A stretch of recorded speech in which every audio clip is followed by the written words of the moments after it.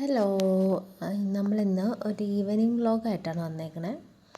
അപ്പോൾ വൈകിട്ട് ചായ കുടി കഴിഞ്ഞ് എൻ്റെ ഒരു ജോലിയാണ് ചെടി നനക്കൽ. അപ്പോൾ അതിന് ഇറങ്ങിയപ്പോൾ നമ്മുടെ പുറത്തൊരാളിരിപ്പുണ്ട് കേട്ടോ. ഇവനാണ് നമ്മുടെ ഡ്യൂഡി എന്നാണ് പേര്. അവനോടിപ്പോയി. അപ്പം നമ്മളിത് ഈ ചെടിയൊക്കെ നനക്കാണ്. കുറച്ച് ചെടികളൊക്കെ ഉണ്ട്. അത്യാവശ്യം എല്ലാം ഇലച്ചെടികളാണ്. പൂച്ചെടികൾ നമുക്ക് വളരെ കുറവാണ്. ചെടികളോട് ആദ്യം നല്ല ഇൻട്രസ്റ്റൊക്കെ ആയിരുന്നെങ്കിലും ഇപ്പം വലിയ ഇൻട്രസ്റ്റ് ഒന്നുമില്ല. പിന്നെ നനച്ചൊക്കെ കൊടുക്കും. പിന്നെ ഉണങ്ങി ഇപ്പോൾ ഭയങ്കര വെയിലല്ലേ. അപ്പോൾ വൈകിട്ട് വെള്ളം ഒഴിച്ച് കൊടുത്തില്ലെങ്കിൽ എല്ലാം ഉണങ്ങിപ്പോവും. നമ്മളൊന്നും അങ്ങോട്ട് മാറിക്കഴിഞ്ഞാൽ മിക്കതും ഉണങ്ങിപ്പോവും. അപ്പോൾ എല്ലാ ദിവസവും വൈകുന്നേരം നനച്ച് കൊടുക്കും. പിന്നെ പൂച്ചെടികൾ എന്ന് പറയാൻ വളരെ കുറവാണ്. ഒരു മാവൊക്കെ ഉണ്ട് ഞങ്ങൾക്ക്. കഴിഞ്ഞ തവണ അത്യാവശ്യം മാങ്ങയൊക്കെ ഉണ്ടായിരുന്നു. പിന്നെ ഇതാണ് സ്റ്റാർ ഫ്രൂട്ട്. നിങ്ങളുടെയൊക്കെ നാട്ടിൽ എന്താ പറയണതെന്ന് അറിയില്ല. ഇത് കട്ട് ചെയ്യുമ്പോൾ സ്റ്റാറിൻ്റെ ഷേപ്പായിരിക്കും. അതുകൊണ്ടാണ് ഇതിനെ സ്റ്റാർ ഫ്രൂട്ട് എന്ന് പറയണത്. അത്യാവശ്യം നല്ലോണം ഉണ്ടായിട്ടുണ്ട്. ഇത്തവണ നല്ല മഞ്ഞ കളറ്. ഇത് കണ്ടാൽ മനസ്സിലാവില്ല ഇല ഏതാ ഫ്രൂട്ട് ഏതാന്ന്. അങ്ങനെ പൂച്ചെടികൾ എന്ന് പറയുന്നത് നമ്മുടെ കയ്യിലുള്ളൊരു ഓർക്കിഡ് ഉണ്ട്. പിന്നെ ഇത് അഡീനിയ എന്നാണ് പറഞ്ഞ പേര്. ഒരു പുറത്താണ് അവിടെ പൂച്ചക്കൂട്. അവന്മാർ എന്നെ കണ്ടപ്പോൾ പുറത്തേക്ക് വരാനുള്ള ഇതിൽ നിൽക്കുന്നതാണ്. കുറച്ച് നേരം നമ്മൾ വൈകിട്ടാണ് കൊണ്ടുപോയി കൂട്ടിലാക്കിയുള്ളൂ. എന്നിട്ടും പുറത്തേക്ക് വരാനുള്ളതാണ്. താഴെ ഒരു കൂടുണ്ട്, അതിലുണ്ടായിരുന്ന പൂച്ച പോയി. കാന്താരി അങ്ങനെ കുറച്ച് ചെടികളൊക്കെ ഉണ്ട് കേട്ടോ. പിന്നെ നമ്മുടെ ബിരിയാണിയിലൊക്കെ ഇടുന്ന ഒരു മസാലയുടെ ഇല. പിന്നെ വേപ്പ് കുറേ നാളായി ഞാൻ പിടിപ്പിക്കാൻ നോക്കണം. പിടിച്ച് വരും എന്ന് നമുക്ക് വിചാരിക്കാം. അങ്ങനെ പിന്നെ ഒരു മൈലാഞ്ചി, അങ്ങനെ കുറച്ച് ചെടികളൊക്കെ നിൽക്കേണ്ടത്. ഞാവലിൻ്റെ മരമാണ്, ഒന്നും ഉണ്ടായിട്ടൊന്നുമില്ല.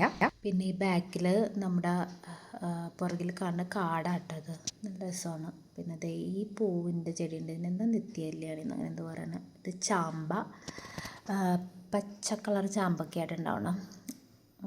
പിന്നെ ഞാൻ ചെടി നനക്കലൊക്കെ കഴിഞ്ഞ് അകത്തോട്ട് കയറിയപ്പോഴും നമ്മുടെ ആശാൻ ഇവിടെ കിടപ്പുണ്ട്. പിന്നെ എൻ്റെ കണ്ണ് നല്ല രണ്ട് സൈസാണ്. അതുകൊണ്ട് ഒരു പ്രത്യേക ഭംഗിയുണ്ട് കേട്ടോ. അങ്ങനെ ഞാൻ അകത്ത് കയറി. പിന്നെ സന്ധ്യയ്ക്ക് നമ്മുടെ പ്രാർത്ഥനയും കാര്യങ്ങളെല്ലാം കഴിഞ്ഞ് നിസ്കാരമൊക്കെ കഴിഞ്ഞിട്ട് തുണി കുറേ മടക്കാൻ കിടപ്പുണ്ടായിരുന്നു. അപ്പം അതൊക്കെ ബെഡിൽ കൊണ്ടുവന്നത്തേക്കായിരുന്നു. അപ്പം രാത്രിയായപ്പോൾ അതങ്ങ് മടക്കാൻ കയറി. അത് മടക്കി ബെഡൊക്കെ വൃത്തിയാക്കി ഇട്ടു.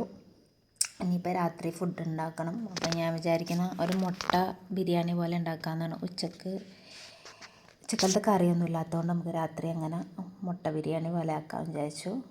അരിയൊക്കെ എടുത്ത് കുതിർക്കാൻ വെച്ചിട്ടുണ്ട്.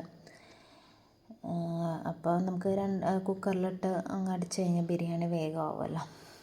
സവാളയൊക്കെ നോക്കി സവാള ഇപ്പോൾ കുറച്ച് അധികമൊക്കെ അരിയാനുള്ളപ്പോൾ ഞാൻ ഇതിലാണ് അരിയണേ. നല്ല സിമ്പിളായിട്ട് അരിയാം കേട്ടോ. ഇതേതായാലും നല്ല അടിപൊളിയാണ് കേട്ടോ. നമുക്ക് കുറച്ച് വലിയ ബിരിയാണിയൊക്കെ ഉണ്ടാക്കണമെങ്കിലും നല്ല സിമ്പിളായിട്ട് എത്ര സവാള വേണമെങ്കിലും നമുക്ക് വേഗം അരിഞ്ഞെടുക്കാം. ഒരു സവാളയൊക്കെ ഉള്ളെങ്കിൽ 1-2 ഉള്ളെങ്കിൽ നമ്മളങ്ങനെ എടുക്കില്ല. കുറച്ച് സവാള 2-3 എടുക്കണ്ടെങ്കിൽ എടുക്കും കേട്ടോ. അപ്പോൾ വേഗം പരിപാടി കഴിയും. പിന്നെ ബിരിയാണിക്കുള്ള മസാല റെഡിയാക്കുന്നതിന് നെയ്യും ഓയിലാണ് ഞാൻ. അതിപ്പോൾ എല്ലാ ബിരിയാണിക്കും അങ്ങനെ തന്നെ കേട്ടോ. ഞാൻ വേറെ ഒന്നും ഉപയോഗിക്കാറില്ല. നെയ്യും വെളിച്ചെണ്ണയും അതിട്ട് ഒഴിച്ചിട്ട് സവാളയൊക്കെ വഴറ്റി സാധാരണ എല്ലാവരും വെക്കണ പോലെ തന്നെയുള്ള ബിരിയാണിയാണ്. സവാളയൊക്കെ വഴറ്റിയിട്ട് പിന്നെ ഇഞ്ചി വെളുത്തുള്ളി പേസ്റ്റ്, പച്ചമുളക് ഇതൊക്കെ ചേർക്കുക. ഇത് ഞാനൊരു ബിരിയാണി പ്രോ ഒന്നും അല്ലാത്തതുകൊണ്ട് അതിൻ്റെ റെസിപ്പിയൊന്നും ഞാൻ പറയണില്ല. ബിരിയാണി നമ്മളും ഇങ്ങനെ യൂട്യൂബും വീഡിയോ ഒക്കെ കണ്ടൊക്കെ തന്നെയാണ് പഠിച്ചത് കേട്ടോ. അപ്പോൾ സാധാരണ ബിരിയാണി എല്ലാവരും വെക്കുന്ന പോലെയൊക്കെ തന്നെ. പിന്നെ ഞാൻ പറഞ്ഞില്ലേ, ഞാനൊരു പ്രോയൊന്നുമല്ല കുക്കിങ്ങിൽ.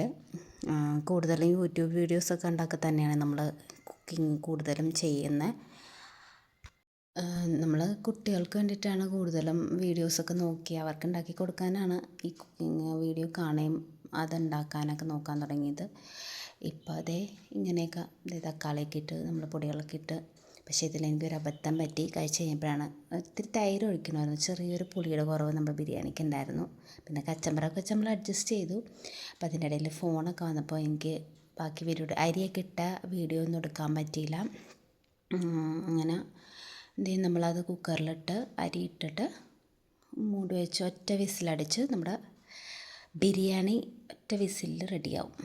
അപ്പോൾ എന്നിട്ട് നമ്മൾ മറ്റേ പുഴുങ്ങിയ മുട്ടയൊക്കെ എടുത്ത് വെച്ച് നമ്മുടെ സിമ്പിളായിട്ടുള്ള, പിന്നെ നമ്മുടെ കയ്യിൽ മല്ലിയില പുതിനയില ഇങ്ങനത്തെ സാധനങ്ങളൊന്നും ഉണ്ടായിരുന്നില്ല. അപ്പോൾ ഡെക്കറേഷൻ ഐറ്റംസ് ഒന്നുമില്ല. ഒരു സിമ്പിളായിട്ടുള്ള ഒരു മുട്ട ബിരിയാണി അങ്ങനെ അവിടെ റെഡിയായി. അപ്പം നമ്മുടെ ചാനൽ ഇഷ്ടപ്പെടുകയാണെങ്കിൽ ലൈക്ക് ചെയ്യുക, സബ് ചെയ്യുക, കമൻറ്റ് ചെയ്യുക, ഷെയർ ചെയ്യുക, എല്ലാവരും കാണുക.